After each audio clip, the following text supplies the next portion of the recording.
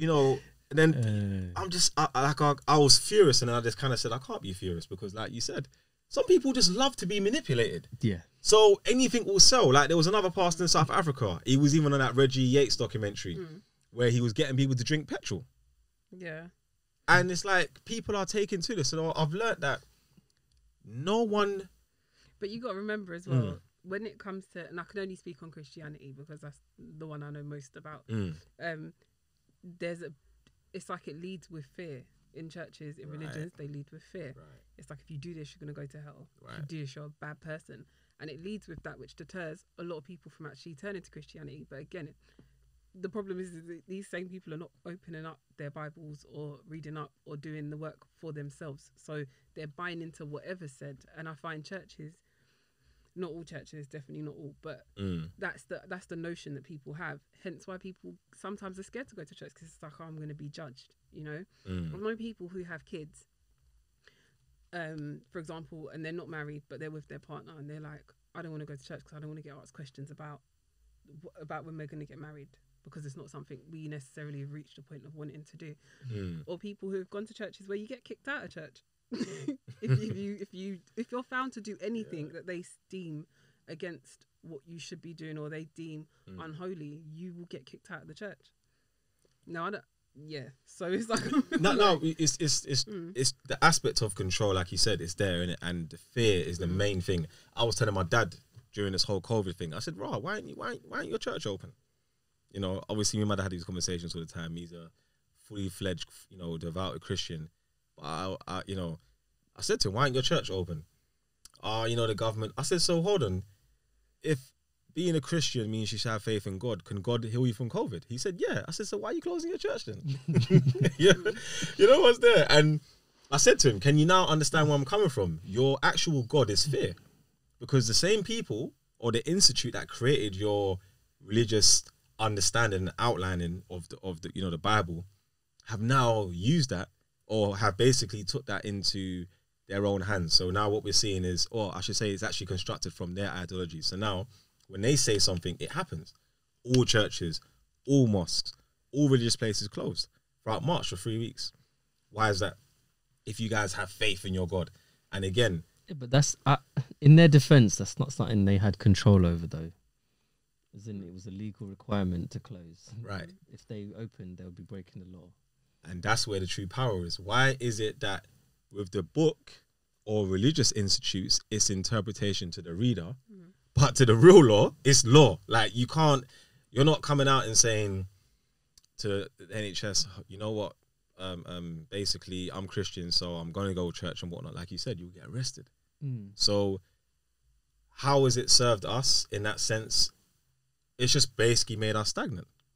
It hasn't really worked in terms of, don't get me wrong, because again, I use Malcolm X and Martin Luther King and these other people because I know a lot of people argue and say, well, how could you use these black leaders? They all achieved a lot of their things in their prime as they were about to leave those religious institutes. Malcolm X, for example, you know, you can watch a documentary on Netflix, Who Killed Malcolm X, and it breaks down his disagreement with Elijah Muhammad. And I know they kind of base it around the whole interview he had with the news about President Kennedy's assassination.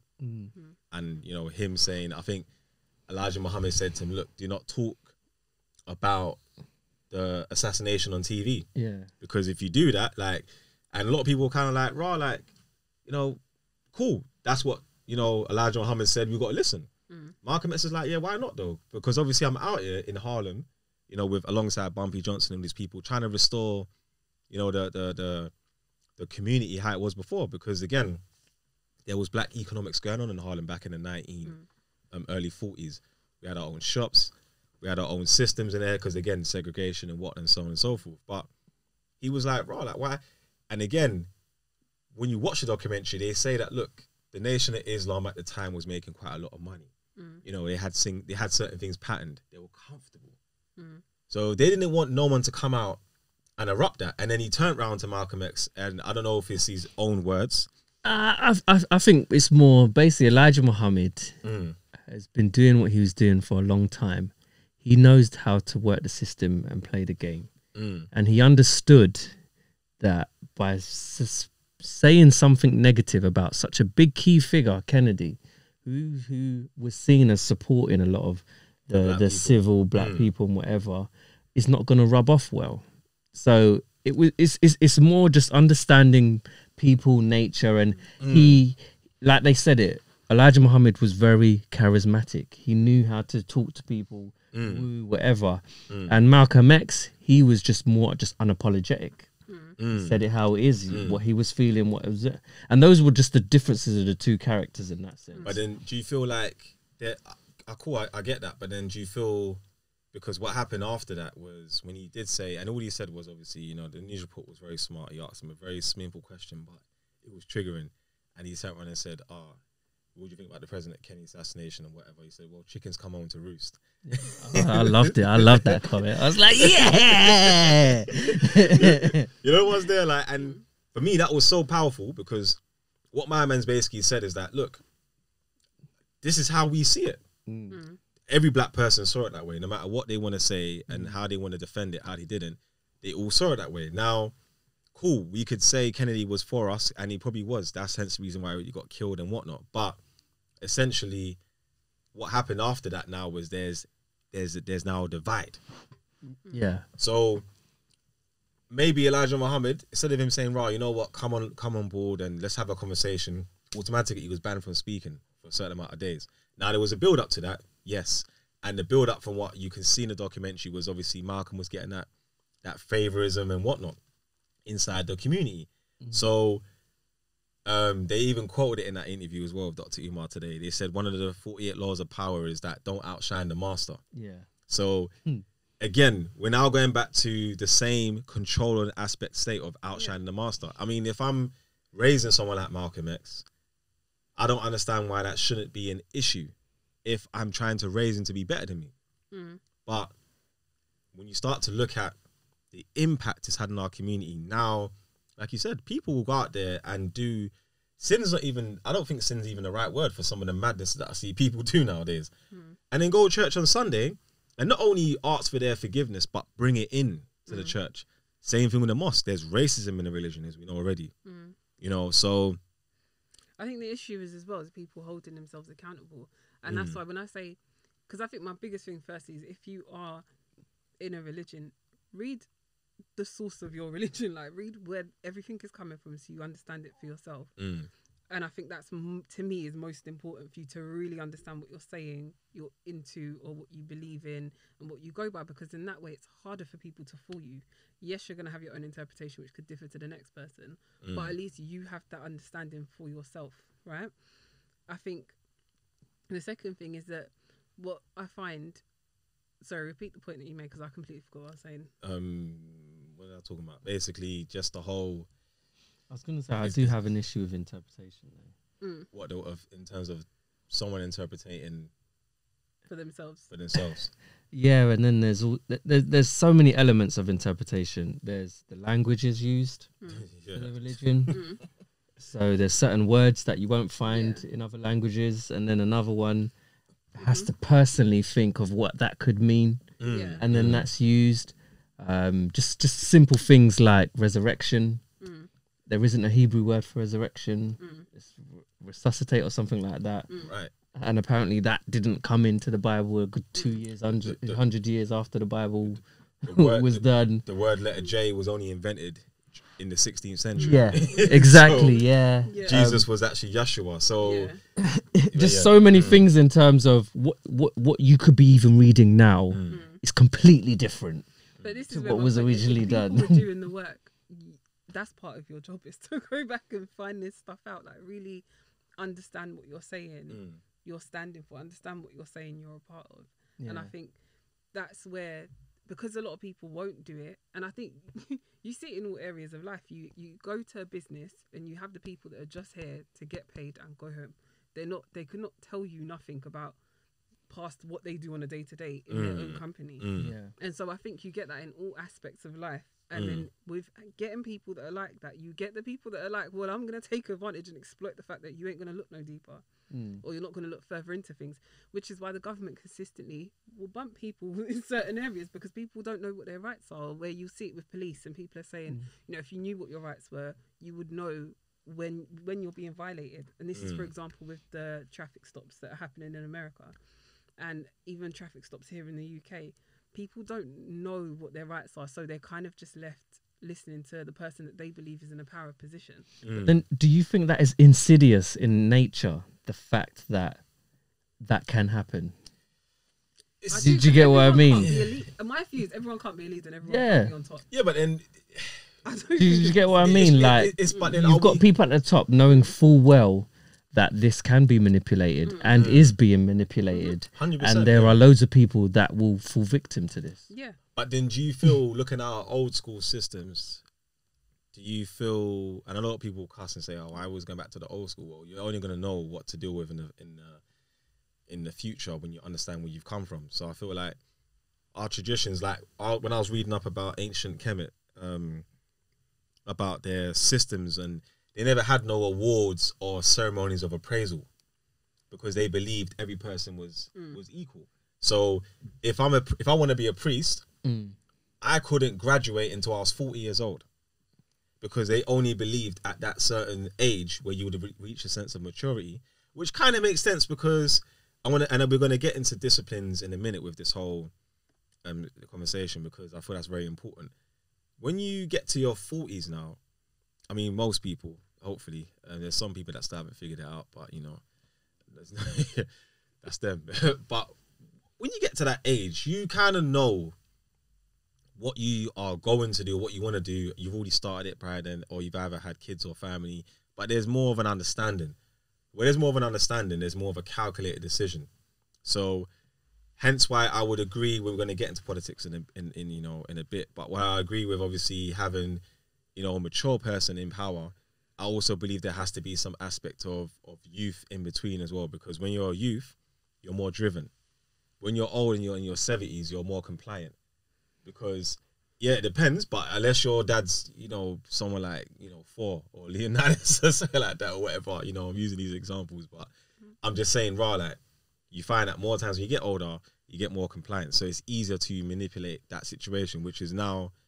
but can I just challenge one thing? If you're saying 40 years old back in the day, people were living way longer than they are now. So 40 wouldn't have been considered it wouldn't be considered as we now consider 40. Right. Yeah, that's true. And that's true. But then again, when we're looking at the age of 40 now, in a stage where you're in life, where there's no iPhones, there's no internet, there's no distractions, it's literally you tuning into nature. Because what you're going to find with this whole harsh dictatorship or leadership in history is when Europeans start to come into power.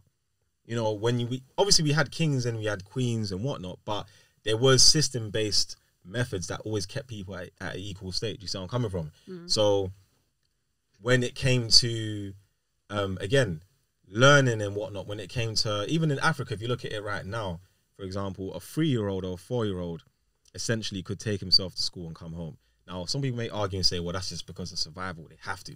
But in the same time, there's an understanding within that community. There's like, there's a 4-year-old boy that knows, that we know his mum, we know his whatever. He's going home from school. There's a trust and there's an aspect of safety for him to do that. Do you see where I'm coming from? Also, his mind ain't distracted with all these other things like TV and all these other systems of education where you find that it slows them down. That's why when they come over here, they're smart. How much people you know that come straight from Africa and it's like they're in year 9, but they're doing their GCSEs now for year 11, or you know, look at the smartest youngest boy that's gone to Oxford. What's his name again? The autistic guy. What's his name again? I know you're talking about, but I can't. Is it Isaiah or is it Isaiah or something like that? Or we'll try and get his name. Yeah, but basically, again, you find that when you're in a place where you're focused on your main goal. So I could be like, right, I'm going to go to Dubai. My plan is 5 years of working there as a teacher, basic teaching level course. I'm going to save all my money, come back and buy a house with my friends. And then we're going to go and do the same thing again. You go there now. You can't, what are you doing in Dubai? That's going to be... So his name's Joshua Beckford. Joshua Beckford, that was it, yeah. Joshua Beckford. Why is that type of religion though? Because we're going to go into the disciplines now. I feel like with religion comes in and creates a understanding of how you're supposed to live your life. Okay. So when you're, for example, going back to the whole African reference I made about the young kids, in their eyes, obviously, yes, there's a heavy influence of religion there, but there is a very, very immediate understanding of nature that comes from birth. So, for example, the way they even give birth in the village, they may give birth inside a river, or they may give birth inside a pool and whatnot, because arching your back, or laying on your back, sorry, I should say, it damages your spine. So they may actually sit inside a squat position and give birth that way. There is no midwife. The midwife is your grandma. Do you see where I'm coming from? You know, those things. They did have women that would deal with that in communities. Like everyone would know who the woman was to go to when you're giving birth. So midwives, just not in the, I guess, in the sense of profession. Right. And just like what you said. But this is before religion now. Yeah. So what we're dealing with is, even in today's society, there's still those aspects that happen. So even like my mum would say to me, you know, don't go out at night. You love roaming outside at night. I'm like, what's wrong with the night time? She goes, yeah, because you lot are born here and there's lights everywhere and whatnot, it's cool. But back home, at night time, spiritually, there's certain things that happen that we don't really say we should go out at night. But it's not that, when you look at what she's saying is, oh, you know, the night is scary and whatnot. There's an aspect of that true. I do think there's a lot of spookism inside certain things. But also, a lot of people in those countries, they live by the sun. So my uncle used to tell me that his granddad never really had a watch like that. He knew what time to be home based upon how the sun was setting. He knew what time to be. Do you see where I'm coming from? Because they always lived on the aspect of, you know, via nature. Yeah. You're not going to be eating mangoes in Ghana probably in, say, I don't know, maybe July or whatever. I know there's 2 seasons. Yeah, I'm just, you know, I'm hypothetically speaking, yeah. You would only eat certain things during the season. Whereas with here, a lot of things come forward. And the reason why I'm going into this is because the discipline aspect now, I find from religion, like you said, also which is being manipulated, is like, for example, the 10 Commandments. Now, not to go into them, but to understand that you are applying things that you already were taught back home as a natural thing. But now, because it's gone through religion, like you said, your friend may be like, oh, I just don't, you know, I feel like I need to do this. Oh, that's wrong, because Proverbs verse 37 said. You know, it's funny you say that, because I actually spoke to someone. I had a conversation, and they were like, they basically said that if it wasn't for Christianity, people wouldn't know right or wrong. They said that it was the command. If you don't have the commandments in your life, then you wouldn't know right or wrong. And I was really baffled, because they genuinely believe this. So I said to myself, okay, because they're big fans of, you know, that show Vikings. Yeah. Oh, yeah. Because they watch that show. So I was like, oh, so when you watch Vikings, that's like a portrayal of, you know, back in the day Vikings and that. And I said, all right, fine. The Vikings, they were trying to put Christianity on them and whatever. I said, so when you watch the show, did they not have like some kind of town hall where people came and there was a leader and they brought all their problems? This one killed that one, blah, blah, blah. And they knew as a community that was wrong. Yeah. And they were like, yeah, but it is me so... But they don't have Christian. They didn't have the commandments. But so what I was basically saying is, look, any functioning civilization or group of community will discover what right or wrong is by themselves. They don't need the commandments. It's because I always say to people, like, who teaches a child to lie? If you see a kid when they first lie, they lie because they feel like what they did was wrong. But nobody has told them necessarily what you've done is wrong. Like, they'll go eat something, but they've taken it from somewhere where they maybe don't usually take it from, or no one's offered it to them. And you'd be like, so did you go and eat the thing? No, I didn't. And they'll be bold-faced lying, but it's like, what is causing you to lie in this situation when no one's told you that particular thing you're doing is wrong? So it's true. I do think naturally, in a state, as a natural human being, I think everybody will know what their right and wrong is.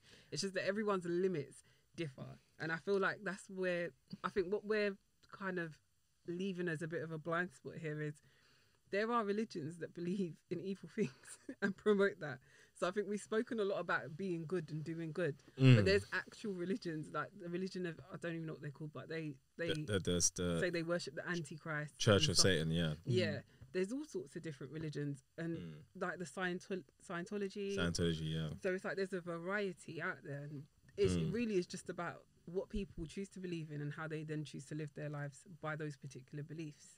So I think in a sense, sorry, Yeah, just go to say on, yeah, what go on. you mentioned earlier is kind of true. It's something that's always going to be around because people always form a religion whenever there is a community.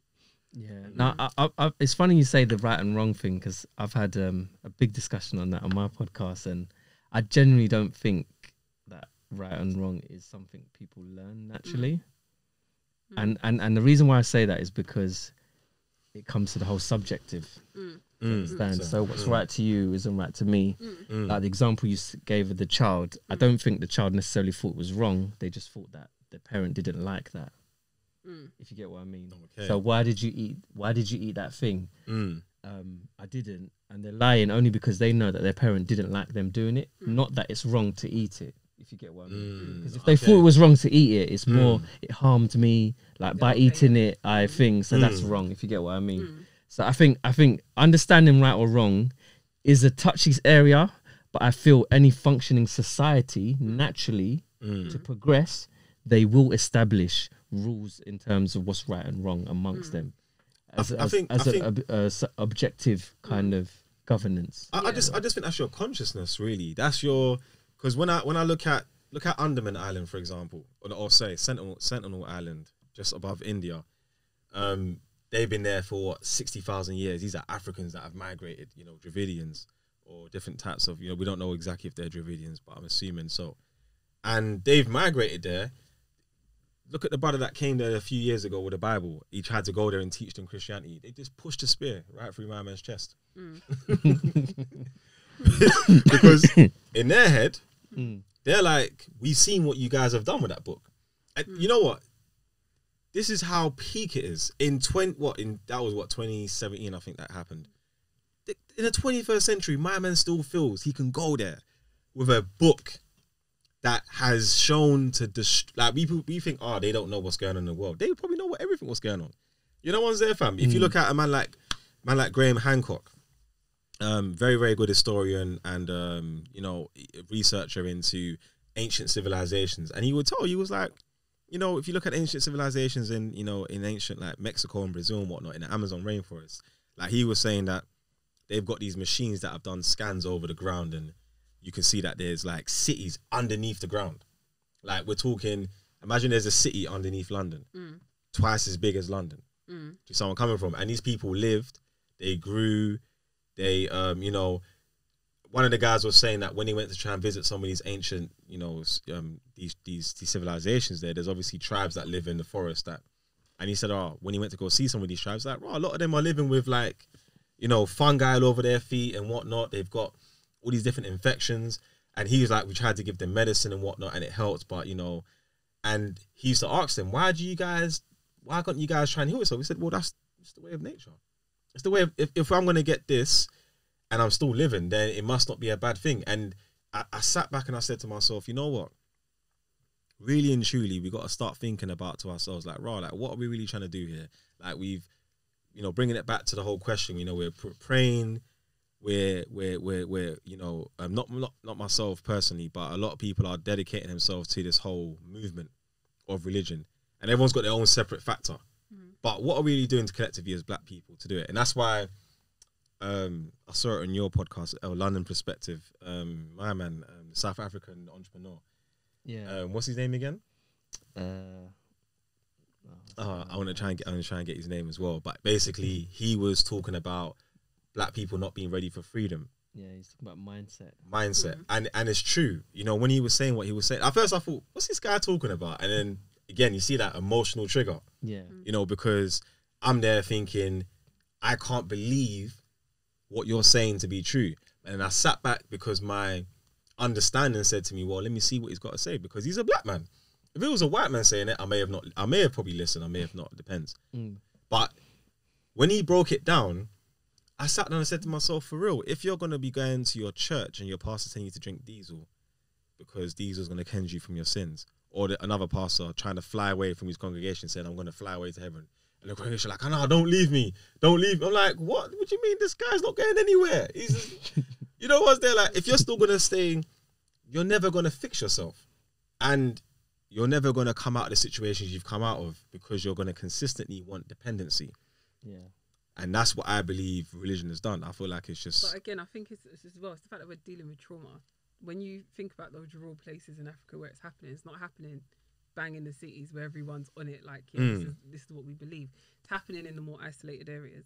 And I think when there's trauma that happens, and I guess the state of Africa right now, obviously it's not the whole of Africa because Africa still has very rich cities, and it's not the whole of it is, you know, consumed in poverty, but just in those areas that have kind of been isolated, and you know that there's not much known around that, if somebody comes and brings better, or and again it's led with that same fear, and I feel like it's vulnerable people that are targeted by these corrupt pastors who will go in and start spouting these lies, because I don't believe for a second any of these pastors believe what they're saying when they're saying I'm going to fly away right now, or making them drink diesel. Like, I think it's just a show of power, you know. And I think if you have an issue with being in control and it's a power trip for you, you're gonna do foolish things like that, just to be like, just so you just get to say because you can. I think I feel like to conclude, how has it served us? I mean, I'll go first, and obviously Mo and Vicky. I just feel like it hasn't served us in a sense of like positive. Start with positives. Yes, it has shown us the issue. It has highlighted to us, raw, this is what we need to do. It does bring a sense of community. The negative side is that it's not really helping at the moment, and we've tried that avenue. So maybe we've got to try an avenue now where you can still be religious, but it doesn't overrule the issues or the struggles within your black, I wouldn't even say community, within the black, you know, within black people in general. Because again, can we even really say there's a black community to an extent? There's a black area, there's black areas, there's black societies, but community based where we've got an economic base behind us. I mean, there's very few, but it is as a general, you know, a population of people. Maybe not, I don't know. But I personally feel it hasn't served us in the way it should do. Yeah. Yeah, no, I think politics is, I think democracy. No, sorry, religion. We're going to round up religion, innit? Oh, you want to round up religion? All right, cool. We'll get into politics in a minute. But how's religion served us? I think religion has not brought anything new that we probably wouldn't have had in place already culturally or has been around in time. I think in terms of serving our community, I personally don't think it's done much. I think we would be fine without religion if it wasn't there. Yes, there are benefits of religion. I will not deny that at all. But it's like there's benefits out there in the world that are good, but if it wasn't there, it wouldn't really make much of a difference either, you know? Yeah. Vicky? So I would say I think it has served us in the moments that it's needed to in regards to providing that hope and community base and that home for people, and that's just taking into consideration migration. So even like people who come over who don't have, let's say, indefinite leave to remain, or they're currently going through the asylum seeker process, they can always find a home in church, and I find that tends to be what happens. So I think to some degree it does serve, but I just think those church members need to be a bit more active and get out there and start actually doing things within the community to help the black community in specific.